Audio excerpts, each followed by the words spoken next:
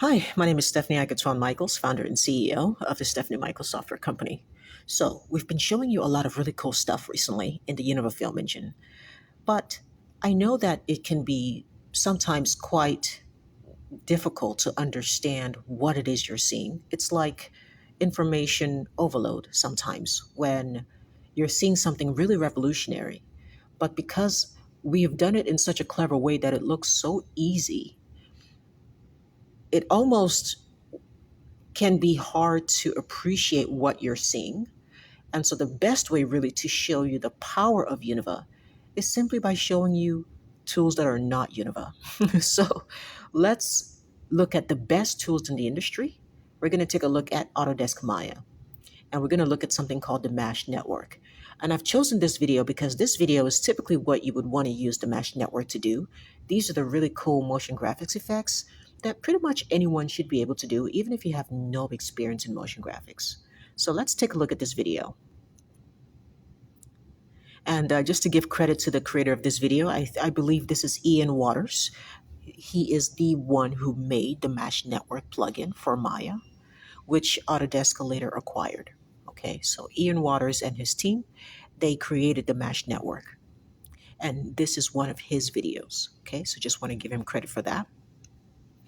And what you're going to see here is I can't play the whole video for you. I just wanted to play a snippet, the coolest parts. So this is how the Maya Mesh Network works, or the motion graphic system in Maya works. They have typed some text, and they have added some nodes to these texts. And now they have also added an explode node. I believe that's what they're calling it. Yeah, so they have random. Now this is a fall off effector. And so you can see pretty much what you can achieve with this. This is going to be really awesome because now you just set a start point keyframe and endpoint keyframe, and that's your animation. So you can create exploding shoes, all of these effects that you've seen like on a Nike ad, right? You've seen those shoe commercials where the shoe kind of disintegrates and integrates back, or it explodes and comes back together.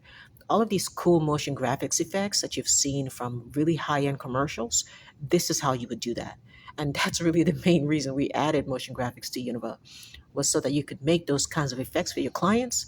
If a client sends you a 3D model of a shoe and they want you to explode it and bring it back, or they want you to animate the Nike logo building procedurally on the shoe, uh, you can do all of that in Unova.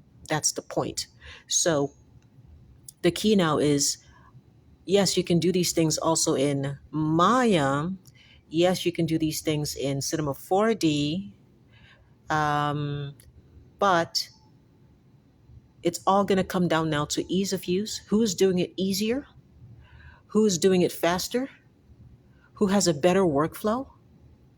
And what are the render times? So as you can see, this person playing back this animation that they've created, uh, you can see that the Autodesk Maya viewport is not real time in terms of getting you the final quality of this effect. So obviously, this is not what you're going to send to the client as the final effect. You're going to have to light this scene. You're going to have to create some sort of cool background.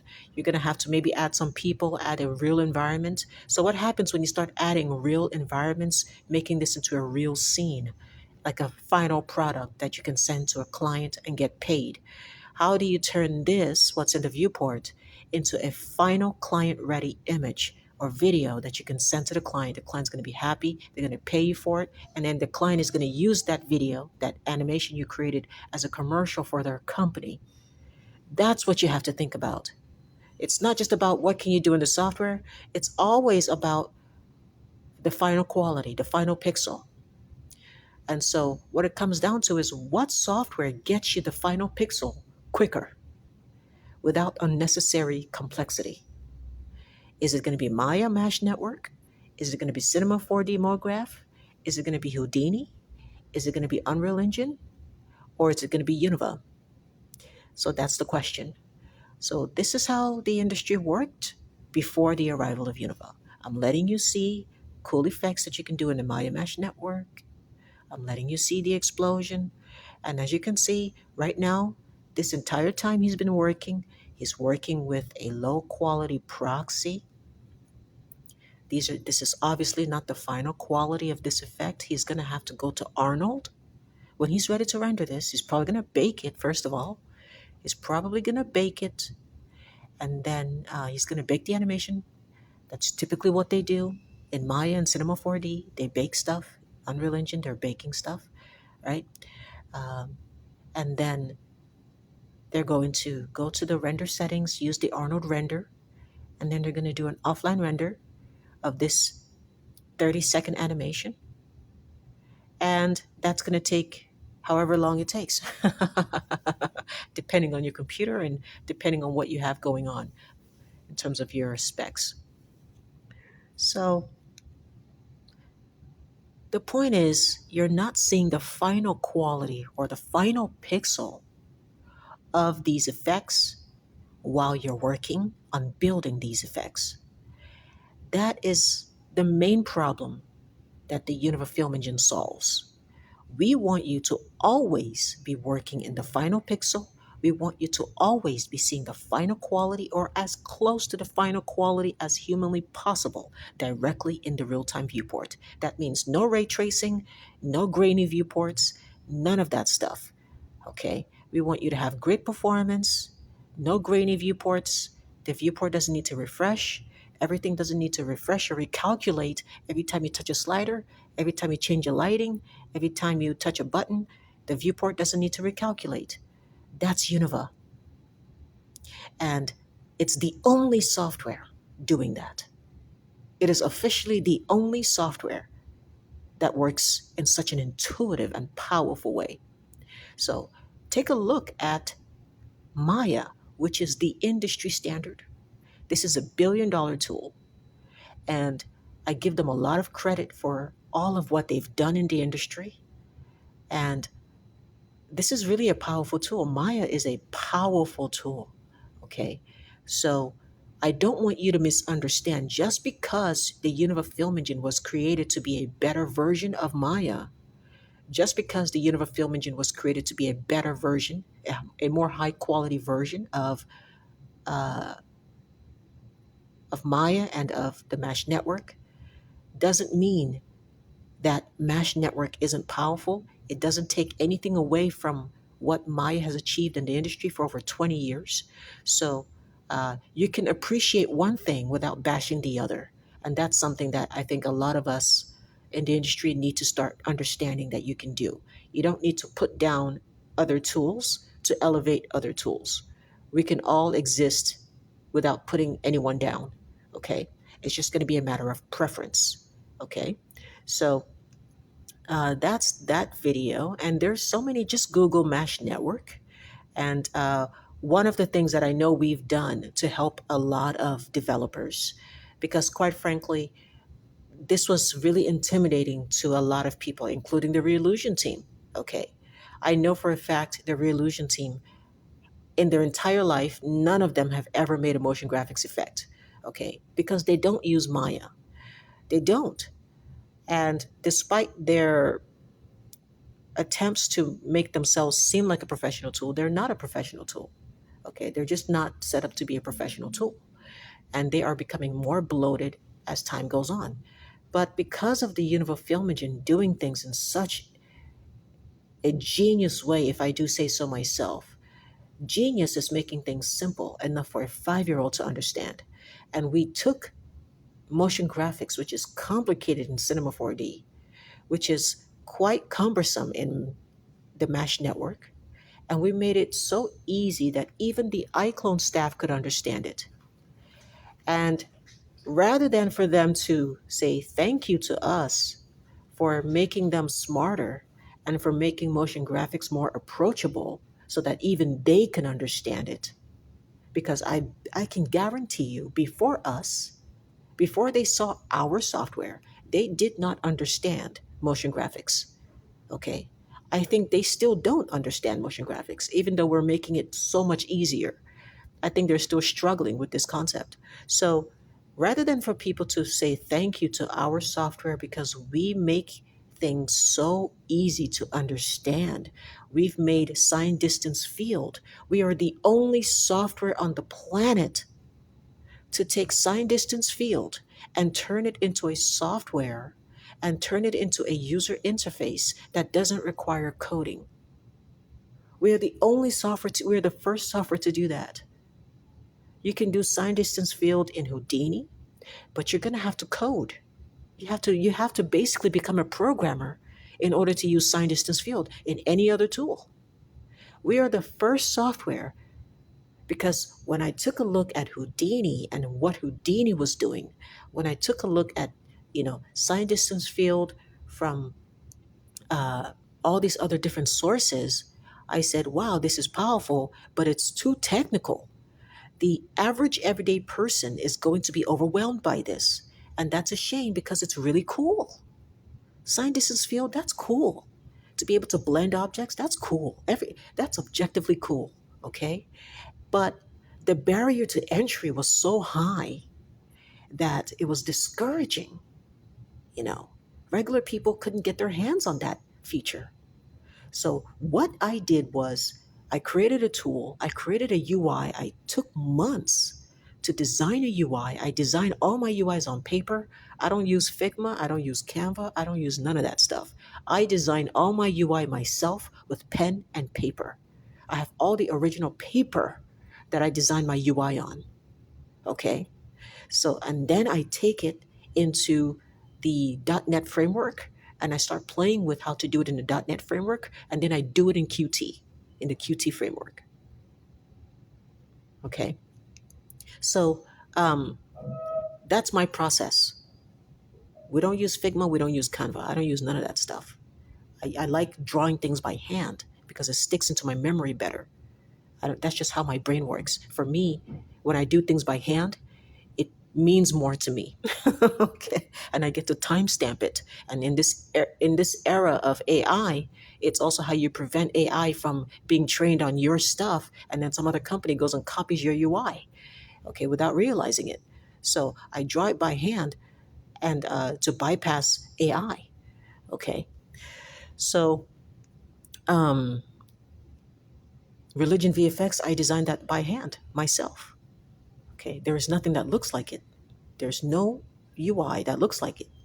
So um, we are the first software company to take sign distance field and make it approachable. We are the first software company to take sign distance field and make it approachable. Now a 5-year old can blend two objects together. Previously, that 5-year old would have had to learn how to code. And I don't know too many 5-year olds that can code something that complex. So we are the first company to take sign distance field, make it approachable. Now, an intelligent 10-year-old is going to be able to create fractals. They're going to be able to create endless procedural worlds, something which previously would have required you to have to learn how to code and to know some serious math. You would have had to learn some serious math. But we have taken the SDF. I looked at this thing for months and I said, I have to understand this thing and I have to be able to make it so approachable that my daughter, who is 8 years old, can do this thing by herself. She should be able to come into the Unova Film Engine, being 8 years old, and create an incredible effect that looks like magic. So, before us, it was difficult.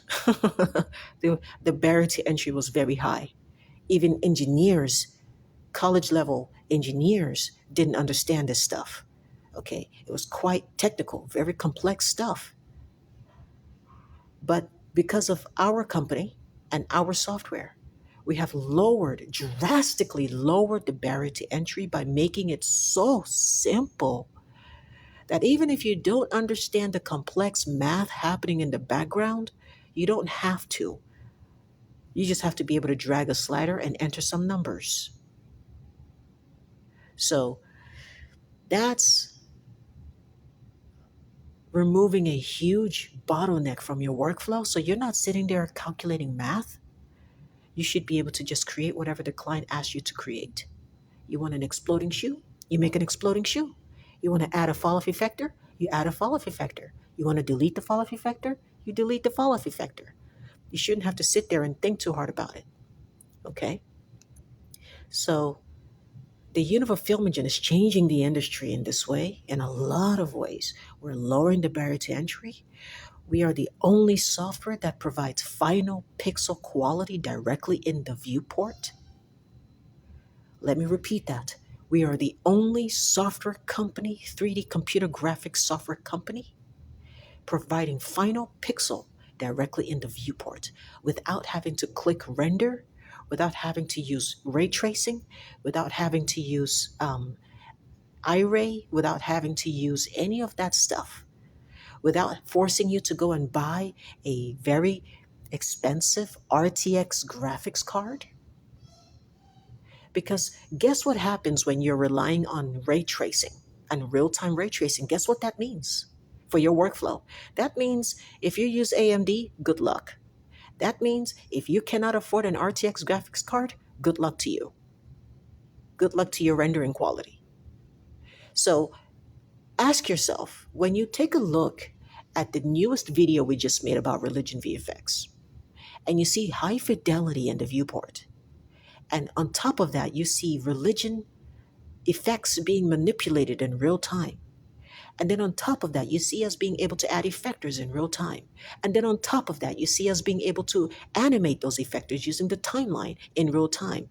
And then on top of that, you're seeing the final quality of that effect in real time in the viewport. No graininess, nothing is happening with grain. You don't have to click a render button and wait for an offline render. None of that is happening.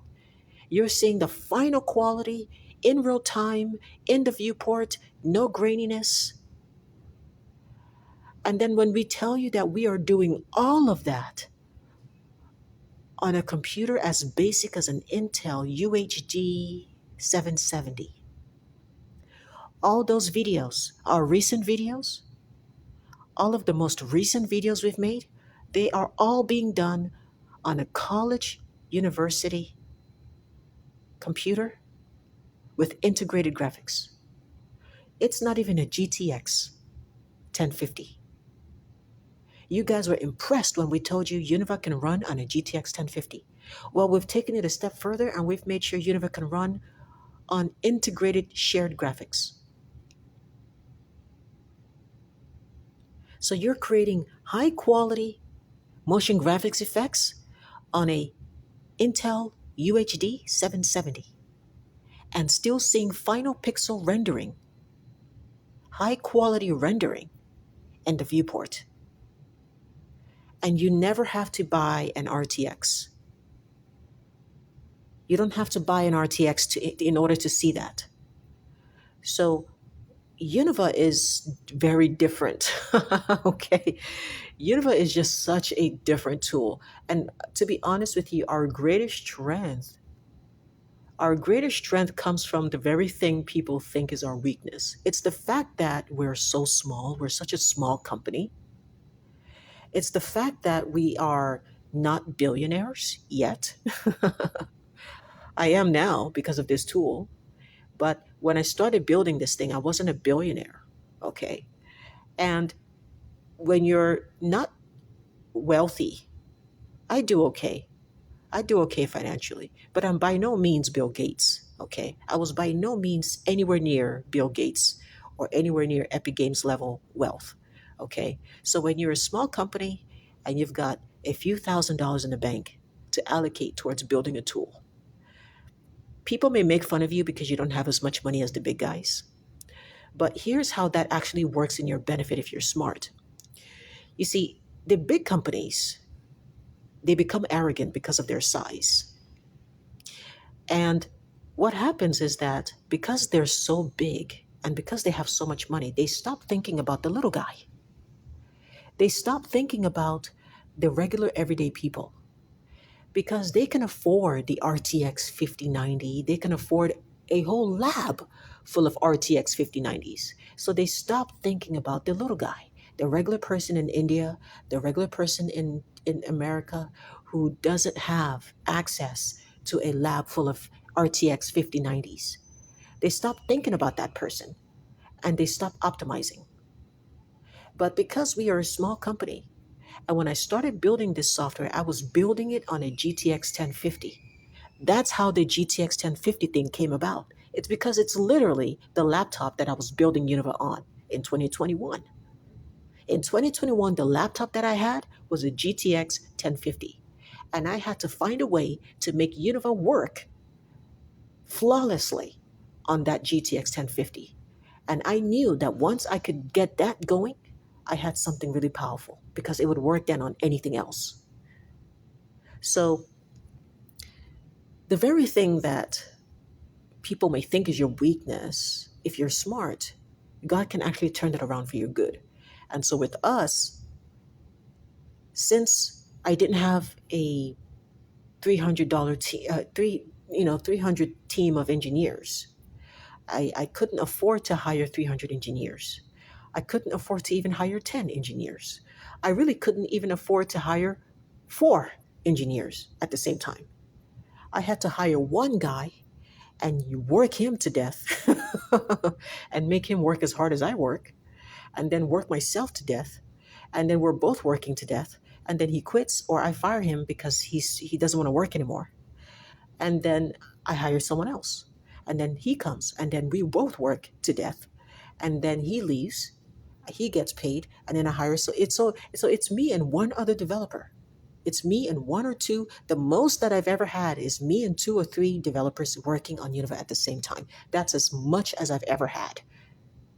And so what that does is it forces you to be very efficient. It forces you to make the most out of your capital, the money you do have. It forces you to be intelligent because that's the only way you're going to beat the billion-dollar companies. That's the only way that you're going to be able to compete with the billionaires. You have to be efficient. You have to out efficient them. You have to be more efficient than they are. Okay, because they're not thinking about efficiency anymore. They're just thinking about bloat. They're just so bloated and they're just like, oh, well, we can afford these really high end computers, so we don't have to optimize, you know. So they're not thinking about raw FPS because they're using computers and graphics cards that can generate fake FPS. But I was working with GTX 1050s. Those do not generate fake FPS. So I had to ask myself, what do we need to do in our architecture on a foundational level that's going to make sure that Univa gets 1000 FPS on an empty scene on a GTX 1050? They don't think like that. The Houdini staff, they don't think like that. You know why? Because they have the luxury of being big. Epic Games doesn't think like that because they have the luxury of being big. They're so huge that they don't. It's become their downfall. They can afford graphics cards that generate fake FPS. So that led to that leads to their downfall because they stop optimizing. They stop thinking about just like raw hardcore programming. So thankfully, since I wasn't a billionaire, and I really could only afford to pay one staff at a time, and if I really stretch my income, my capital, I could afford to pay 2 or 3 staff. But in order for me to do that, I would have to then cut back on my own personal expenses. I had to cut back on my own life. I had to cut back on my own. I had to downsize my own life in order to afford paying my staff. So if I needed a lot of help, I would say, okay, let me try to hire 3 guys. But okay, to make this work, I'm going to have to stop eating out as much. No more McDonald's runs. No more eating barbecue all the time at my favorite restaurant. No more paying $3,000 for my luxury apartment. I'm going to have to move into a smaller apartment so I can afford paying that money to my staff. So I'm taking from myself to make sure my staff have something. So that's how I've had to make this work. I sacrifice my own stuff so that I can further Univa. And the big companies, they don't understand that because they're so rich, they've forgotten the struggle of what it's like when you before you become a billionaire. Elon Musk, he will understand because before he became a billionaire, he had to sleep in the office. Okay, at Zip2. Elon Musk at Zip2, which I think was his first company before PayPal. So when he was making Zip2, Elon was like sleeping on the floor, on the couch in the office because he had to make a choice, either get an apartment or get an office. But you can't have both. Right? When you're trying to make it, you got to pay your staff, you got to pay this, you got to pay that. So you have to decide, are you going to sacrifice comfort to further your company? And it just all comes down to how much you believe in your company, you know? So that's what people today don't understand. People today, they think, oh no, you know, just get venture capital money and that'll pay for everything. Oh no, you don't have to sacrifice anything to become successful. Oh no, success is just going to fall in your lap and land, it's going to fall from the sky and land on your lap and you just be rich overnight without sacrifice.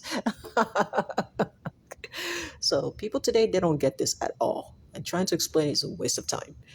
But nobody knows what I have to give up, the things I've had to give up to make this project work, to further the development, to keep going, to keep the lights on, you know. So, um, but NVIDIA knows, the CEO of NVIDIA, Jensen, he understands because before NVIDIA succeeded, they were like, they got to a point where, and, and this is the story of a lot of companies, if they're being honest. Before NVIDIA became a success, they went through a point where they were like 30 days from being bankrupt. Okay. And that's a very real thing for a lot of companies. The 30 days from being bankrupt story. You can go Google that about NVIDIA. Same thing with Elon Musk. There was a time Tesla was not making any money. There was a time people said electronic cars are dumb. Electric cars are so dumb, no one's ever going to buy it. Okay? No one's going to buy your little electric cars, Elon. And so for years, for a while, they were just bleeding money. Okay? They were bleeding money. Got to the point where they almost did not make it before they made it. Same thing with NVIDIA. 30 days, they had like 30 days and they were going to just go bankrupt, just like die as a company. Okay. And then a miracle happened.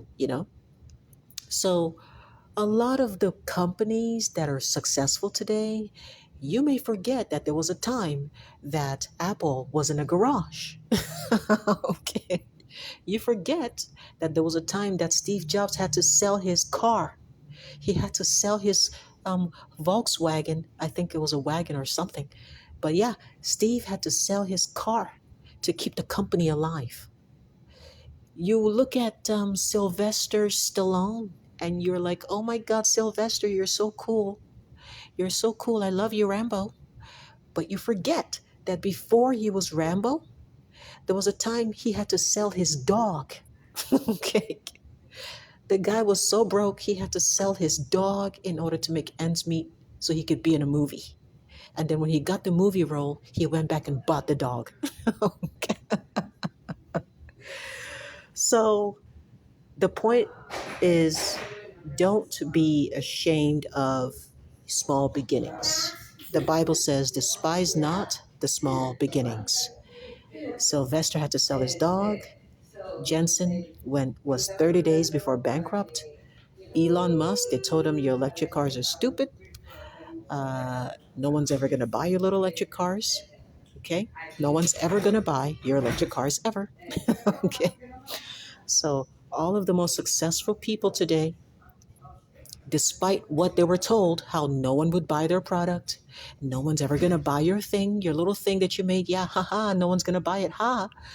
So, just give up, okay? But Elon Musk did not listen to that. Thank God. Otherwise, he wouldn't be a near trillionaire today. He's almost a trillionaire. Okay. Apple computers, they were told the same thing. They would do shows upon shows upon shows. Apple computers doing shows. And Steve Jobs For those of you who don't appreciate Steve Jobs, you're a fool because you don't understand that it takes a Steve Jobs in order to make something like Apple successful. There are a lot of engineers that will never become billionaires unless they have a Steve Jobs. Steve Jobs was the one on the phone making hundreds of phone calls to get a venture capitalist. He would make hundreds of phone calls before he found one venture capitalist that believed. It wasn't the engineers doing that. It was Steve. So you need a Steve Jobs, okay? It's not just about engineering. It's not just about writing code. You need someone who understands business, okay? So you need somebody who's going to make those calls. So this is what people forget. They're like, oh yeah, make starting a business. Oh my God, you should, well, and so when they look at Univa and they want to, sometimes you have people who want to downplay Univa. I get the same thing. I get the same treatment that Elon Musk got. People treat me the exact same way. I've got lots of people trying to tell me, oh, nobody wants your Univa. But they're telling me that, but at the same time, they're copying Univa. So clearly what you're saying and what I'm seeing are two different things. So you have people that come here, they leave nasty comments, and they're so rude, they're so jealous of Univa. They can see that Univa is changing the industry. They can see that Univa is the new standard, but they're so jealous and they don't want to admit that. So they come and they tell me, no one's going to buy your tool. Just like people told Elon Musk, no one's going to buy your cars. Okay, just like people told Jensen, yeah, your company's going to go under. You're not going to survive 30 days from now, you know. So the same thing they said to Nvidia. Your company, yeah, in 30 days you'll be bankrupt. You're not gonna survive. Okay, and they say this to all of us. They say this to all of us in the beginning. Those of us with the vision, we have big ambitions. We have big plans for the future, and we're creating things that are ahead of time. We are ahead of our time, and we are pioneering, and we're actually innovating, and we're lowering the barrier to entry. We're solving problems. We're designing new architectures, new infrastructures. We are at the forefront of innovation, and we're creating things that have never existed before. And what do people tell us? Nobody will buy it. Nobody wants your little thing. Go away forever. Just go forever. Go away. We like the industry the way it is. We like to suffer. We like slow rendering. We like it. We like it when it's slow. We like our slow rendering. We like it. We like using render farms. We like spending $400 million a year on render farms. We like it. We like that expense. We don't want a tool that's going to cut that expense. No, no. Why should your tool save us $400 million a year? Why should your tool save our company $300,000 a year on render farm costs and cloud rendering costs? No, we don't want Univa. No, no, no, Univa, no. We don't want your Univa saving us money. No, go away. Okay, we like our problems. We like having these problems. We're used to these problems, and we don't want you solving it. Okay, we hope you go bankrupt. So that's life, guys. That's life. The ones who end up making it in this world, you have to have really thick skin. You've got to be tough, baby. Okay, you've got to be tough because the negativity is strong, but you've got to be stronger than the negativity. Okay, so that's it. That's what it takes. If you want to be Rambo, you got to be able to sell your dog. Okay, you got to be willing to sell whatever you have to sell to keep the company alive. Okay, so I've been there. I'm telling you from my experience. Anyone who knows me personally, they can tell you Stephanie had to cut down on a lot of things. I had so many luxury cars. You know what I did? I sold them. I sold them. I sold all my Mercedes. Well, not all. I still have a few. I sold most of my Mercedes. I sold all my BMWs. I don't have any more BMWs. I sold them all. I sold all my Toyotas. Okay, I had several Toyota Camrys. I sold them. Okay, if you check my lot, go check. You see, you're not going to see as many as there was before. Okay, so that's what it means to be self-funded. I could have gone and begged venture capitalists, or I can sacrifice on my own side to keep the company going. So anyone who knows me personally can attest to this. They can say, yes, this is true. But the people on the internet, they don't see that. They don't see the dedication. They don't understand what I'm doing behind the scenes to keep this alive, to keep this going. And they don't care.